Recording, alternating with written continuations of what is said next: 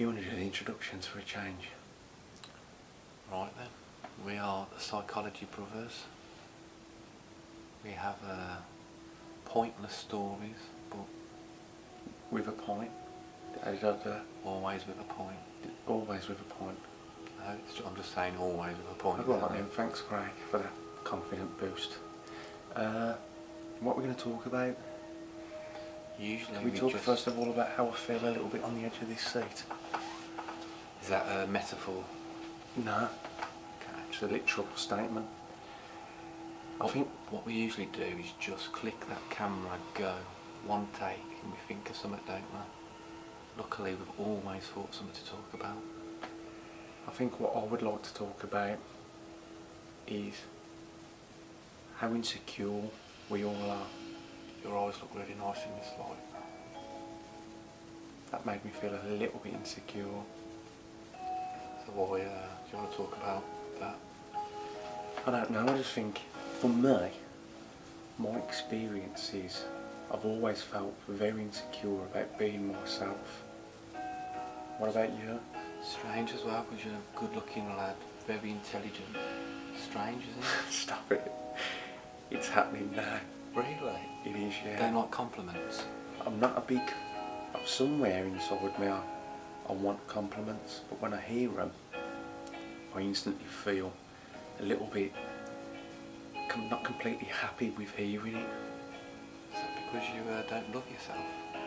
I think, well, from the learnings that we've picked up and the videos we've done, not loving yourself is a very powerful statement, because it really does resonate with you if you truly accept yourself for every part of who you are.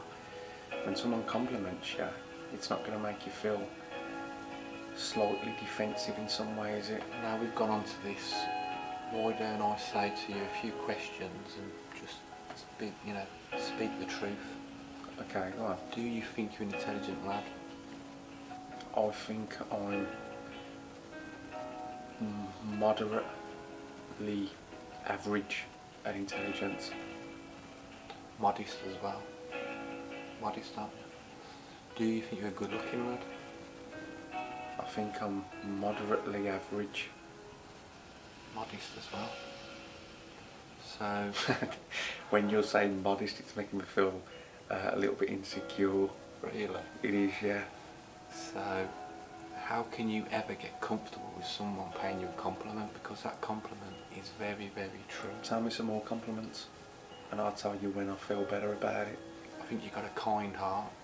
Keep going. Does that make you feel alright? A bit insecure, you have to tell me a lot more compliments before I start feeling better about myself. Okay. I've always noticed that you've got very, very good teeth. Hollywood smile teeth. Keep going until I'm better. Okay. This is probably one of the negatives of me, but I prefer your nose to my nose. I'd rather have your nose. It's a nice shaped nose. It's like when you see movie actors, it looks like their nose, and I always think, oh look, Andrew's nose again. Movie star. I'm feeling really insecure. Are you really? Give me some more compliments. Make me better, Craig. I've always thought you're a very strong character. If a lion ever came into this room and there was 10 more... I'd be the first one to run for help. That's how brave I am. I'd stay by you though. 'Cause I think You'd have to that keep up. you would at least throw a punch where I probably wouldn't.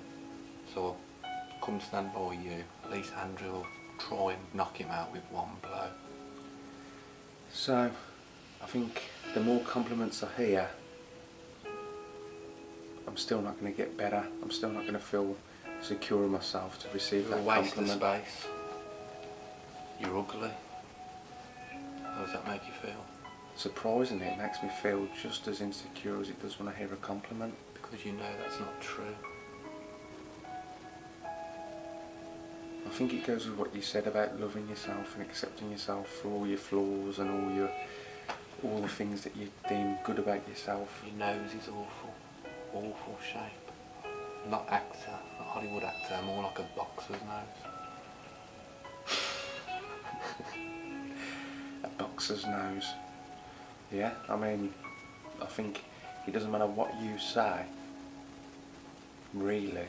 The only person's opinion that I really care about more than anything is my own. Okay. And because my own opinion has been in the past low of myself, I can't hear compliments.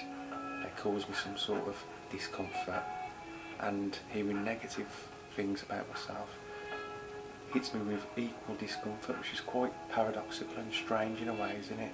Got an idea while it's fresh in the old mind.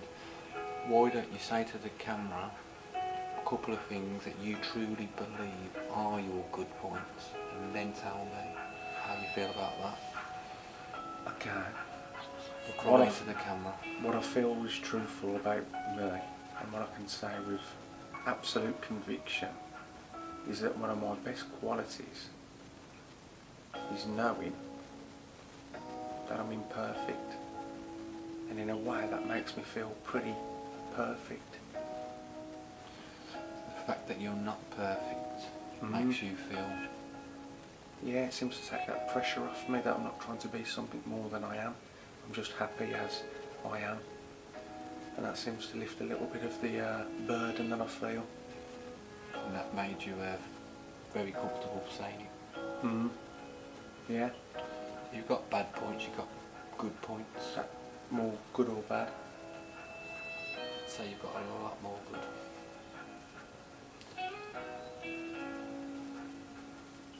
You admit to your bad points.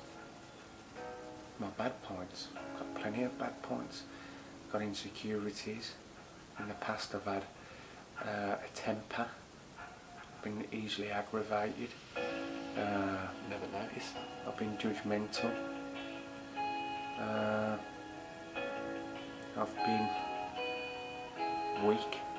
I've felt like a coward. Which are the things that I used to really hate about myself. But I think when you go with the philosophy of human beings are all these things, we can be a coward, we can be a hero, we can be a burden, we can be someone's safety net, we can provide security for people. We also need someone to save us and make us feel secure.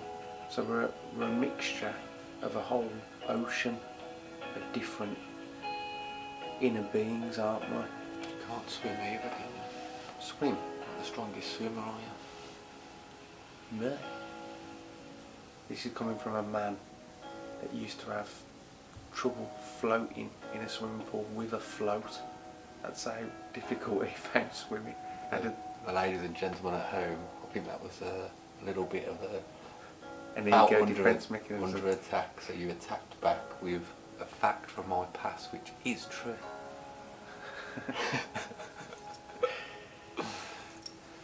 So, a lot of people out there probably don't like compliments, or maybe some people can't admit to any faults, so they're that confident themselves that they've got no bad points. So, what you're saying is, let's just admit that we're all a little bit imperfect. We are, yeah. And that makes me feel better about myself in a strange way. Yeah. Does it make you feel good when you think to yourself, you're just a bloody human being? Yeah, you're You going know. to do things wrong, you're going to say things wrong. Everyone's brought up totally different. Just take everyone with a pinch of salt, as they say. Yeah. So what do you think the viewer could learn from this little chat that we've had to help them in their lives? Maybe they could do something with one of their friends or family, or maybe just on their own. Talk to the mirror and just go through and see the things that they don't like, what makes them insecure, what makes them feel comfortable. And It's a great point, Craig, but I think we telling people to talk to themselves in a mirror, to a lot of people watching this would think, I'm not talking to a mirror, that'll make me bloody insane. I can't be insane. what about a life-size dummy? That make it any better? You could buy a life-size dummy and talk to that. What do you think I've been doing these videos with you? You are my life-size dummy. I don't mean that, you know that, don't you? Yes, it was just a joke, wasn't it? Yeah, it was. Thank you. But you know, I hold you in high regard, don't you? Thank you. But you know that though, don't you? What's that? That I hold you in high regard. Not really, no.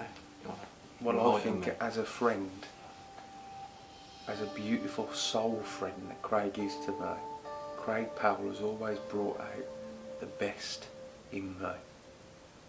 And I owe a lot of my growth and feeling secure in myself to me.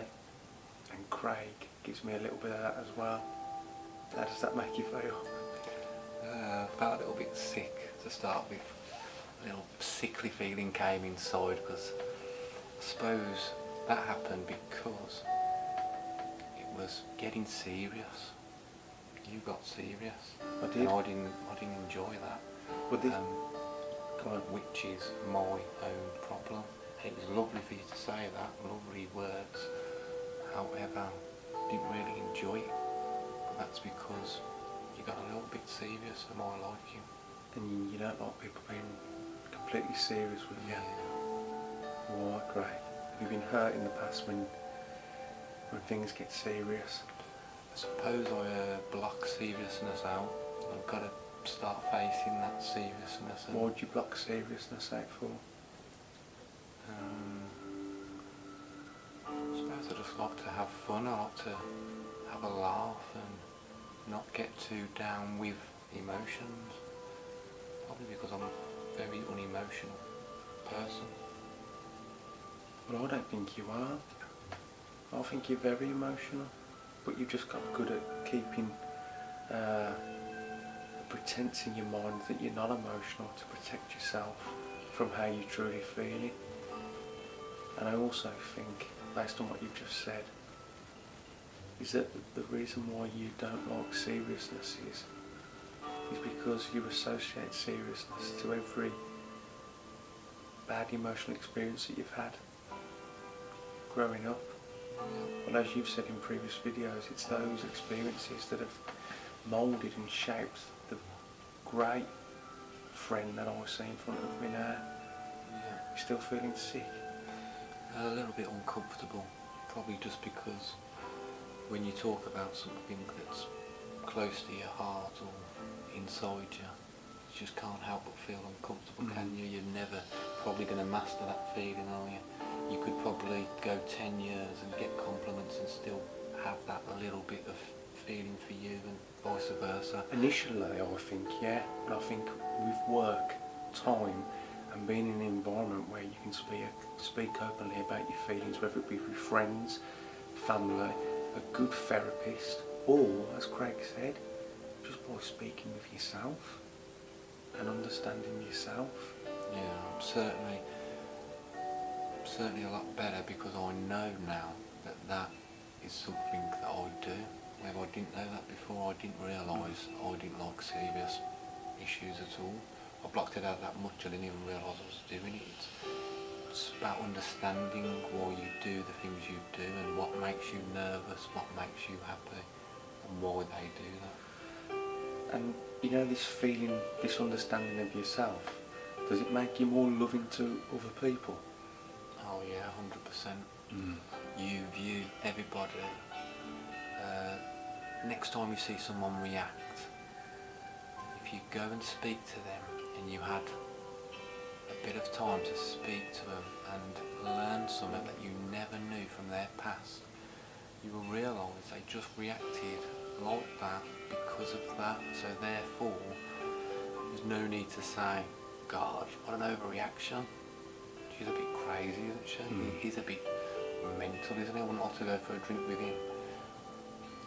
There's something in the past there that they might not know about, they might know all about it, but you definitely look at people and think, I'm not going to jump in there like I normally would because I don't know. I think it's no accident how me and you became carers in a retirement home. It's no accident. I think for myself, the reason why I've liked reaching out to people and giving people support and helping people is because really I've been trying to reach out and help myself. And I know that when I help people, it makes me feel good about myself. So it's quite a selfish thing in a way. I need other people's feelings of being helped and supported to lend them back to myself. Yet when someone says you're a really caring guy, because that's a compliment, and you're probably uneasy with that. However, you're setting out your life to do that, aren't you? What I would like to say, which I've not said in any of the videos beforehand, is I qualified as a hypnotherapist and a counsellor last year, and I'm now looking to get with people that feel if they're having any trouble in their lives and they want to speak to somebody who's non-judgmental, who wants to help them explore themselves and try and grow into the person that they so deeply want to be. I'm available to speak to you, and you can contact me through YouTube and we can arrange a date with myself to explore you and your feelings. Can I just say something? I like to say that you did help me, this journey that I've been on, talking to you.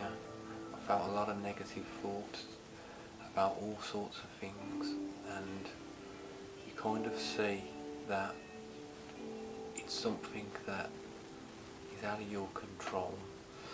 There's things out there that you're thinking too much into it most of the time, aren't you? All these problems you have, if you sit back and look at the logic, they're never that bad. Stop kicking my leg. So therefore, you did help me a lot. I know you've helped other people. If it was a 5-minute chat or an hour session, I think you could help a lot of people. And I mean that, I'm not just saying that because I'm sitting here now. No, thanks, Craig. And I hope I can. I'm sure I will. It's all about providing a really good environment where you can come and talk and have a chat with somebody and explore yourself. It usually leads to a lot of beneficial things occurring in your life. Initially it's quite frightening. I don't want to go and sit down with somebody and talk about my vulnerabilities, but you don't. It's all part of a growing relationship. Initially it'll be talking, and eventually you'll want to talk about more things that worry you and threaten you. And the funny thing is, deep down, the thing that worries you usually worries everybody else. We all have the same fears in a way, through different symbols, but it always results down to the same basic fears, and the fears that you're not good enough, the fears that you're inadequate, the fears that you've been a bad person. And through self-discovery and self-understanding, you realise that you're imperfect, and in a way you're perfect. If someone speaks about something so raw to them, you are going to get uncomfortable. It's going to be an uncomfortable feeling inside, but later on, by speaking about it to some random person, someone you know, whatever it is, even yourself, it almost makes you heal them wounds that you didn't even realise you had. So speaking is the key. Imagine if you just kept